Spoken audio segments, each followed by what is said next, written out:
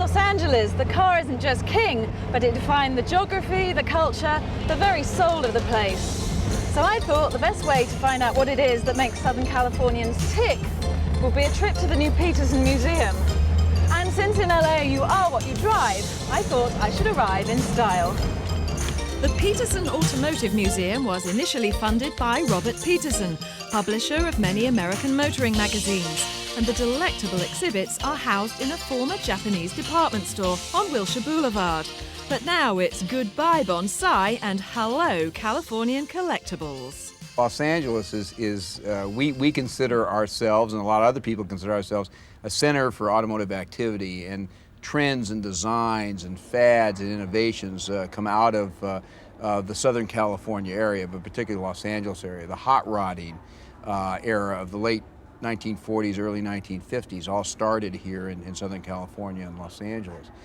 Every major automobile manufacturer in the world has a design studio in Southern California, and there's a reason for that. There's a lot of very creative, innovative, technically oriented people here in Southern California. So it's only unnatural that Los Angeles would also be putting forth a museum that is world class to honor the automobile. The other part of it is Los Angeles is a city on wheels.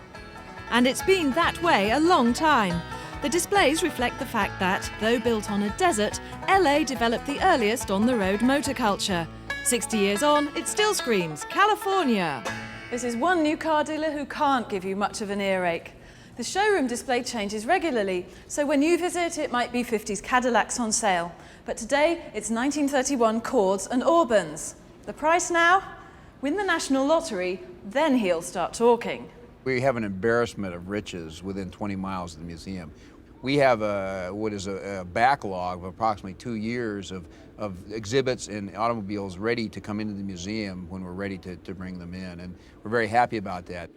This section's devoted to French styling, but the little Bugattis are completely outshone by the exotic teardrop coupe styled by Fagoni and Falaschi. And to think that these Delahaye's were once laughed at for being weird. Well, call me weird if you like, but this one is mine. Everybody around here has a tale to tell about their own relationship with cars. Tell me a bit about yours. Well, mine is, I grew up with this car right here. I ran this car in the 1960s and early 70s. This car belonged to a very, very good friend of mine, who's a very good friend of mine today by the name of Steve Earle. And we used to take this car and race this car. And it was nothing but an old Ferrari race car. And there were new Ferrari race cars that were faster and probably handled a bit better, but nothing as beautiful as this. And we didn't realize at the time that a car like this would become such a significant collector item. And it was just another old race car. And what's funny is the way it's all come full circle, and now we are all into vintage sports car racing. We have been blessed with this museum as sort of our car heaven, that we've graduated to another level of appreciation of the automobile. Car heaven inside, but a love-hate relationship outside, so the Peterson has a little reminder before the journey home. Sunday morning in Vista, California, and a scene you'd be unlikely to come across in rural England.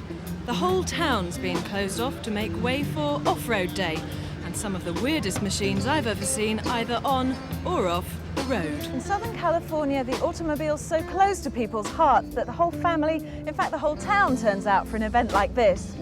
Our nearest equivalent would be the village fair or the church fete. But when it comes to being California car crazy, we Brits have a long way to go. All the way to California, anyway.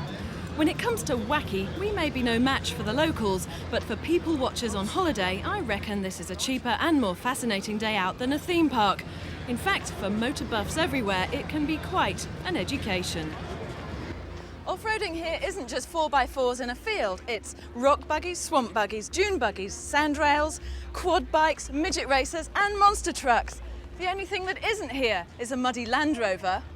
There was one all-American muddy Jeep, though. What does mud bog competition Mud involve? bog is just nothing but high torque and mud, and if you can get whoever gets through the mud fastest, they're the winner. Where have you been in this? Out in the desert near here? They hit like every mud puddle I could from here till the show. If you see them shiny, you know, that's not the way Jeep was made. Jeep didn't, it stands for dirt, mud. Others would disagree. The paint jobs on some of the machinery would have been wasted under all that mud and slime. Gary, these quads are beautiful. How long did it take to build one? This one here took about 30 days. And what was the money involved? This one here with the big motor is about $9,000 in US dollars. They bring me a bike brand new or used, take it all the way down, take every nut and bolt off, chrome every nut and bolt, powder paint the frame, the plastics, build the motor, big motor. Yeah. What's the power of the motor and what sort of speed can it do? About 80 horsepower, and in a quarter mile you can get up to about probably 130, 120 miles an hour. There's no guessing what some of these things are.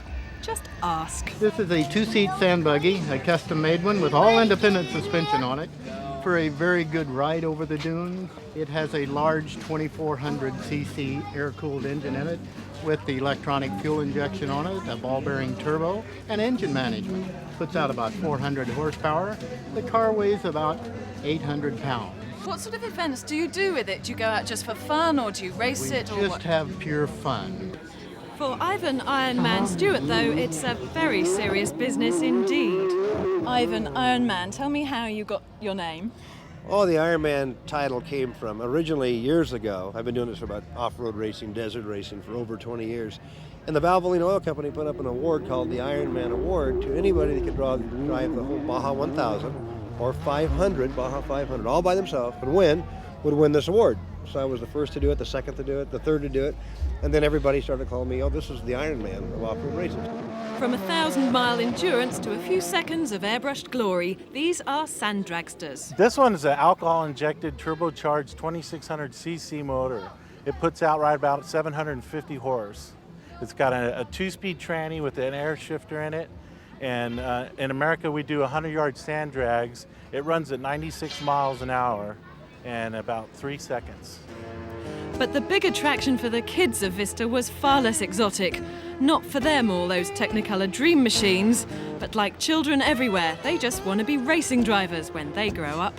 What is this kind of car? This car is a Formula Mazda. It's a spec racing car, very similar to Indy Lights here in the States, which is just one step under Indy cars, where all the cars are made identically and all the engines are prepared by one gentleman who he builds them. So it's not the guy with the most money who wins, it's the best driver. The Vista off-road days are a big success, but how did it all begin?